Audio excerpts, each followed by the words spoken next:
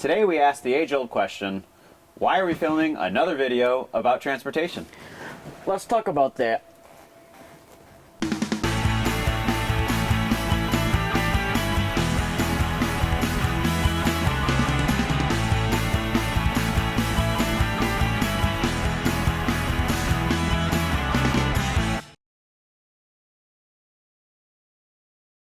Hello HF-L Cougars, and welcome back to Season 3, Episode 5 of HF-L Oversimplified, our award-winning video series where we simplify elements of our school budget, from where the money comes from to where it goes and how it affects you, the taxpayer.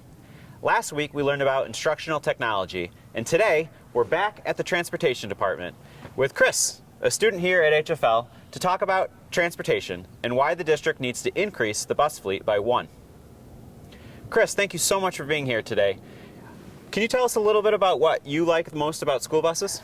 I do like the color yellow, I like the school bus sign, I like all the lights, I just like them.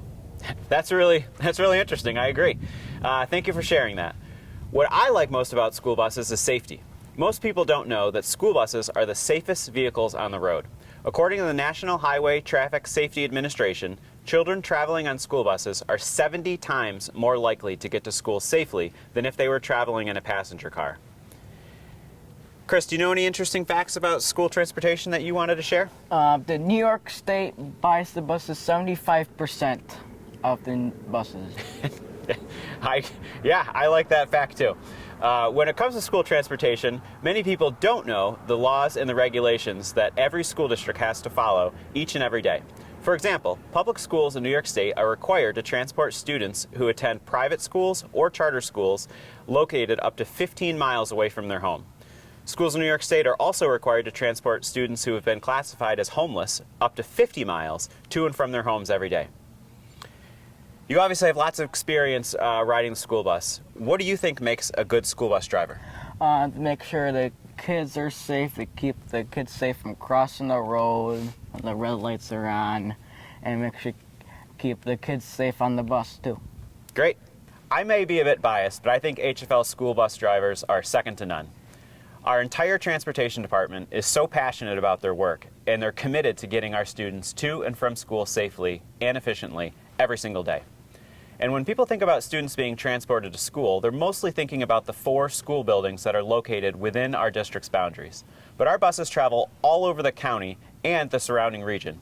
In fact, our buses travel an average of 4,283 miles every single day.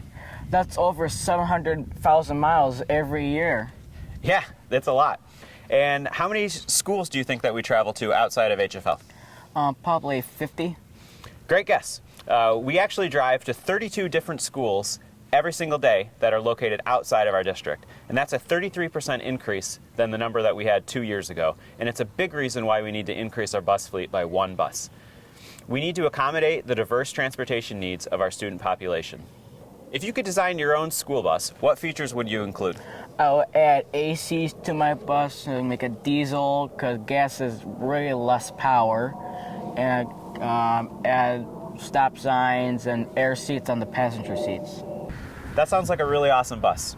We're standing today in front of our bus fleet. Let's take a closer look inside one of them. We're taking a closer look today at one of our newer Type A buses that is equipped with a wheelchair lift. This is the type of bus that we are in need of.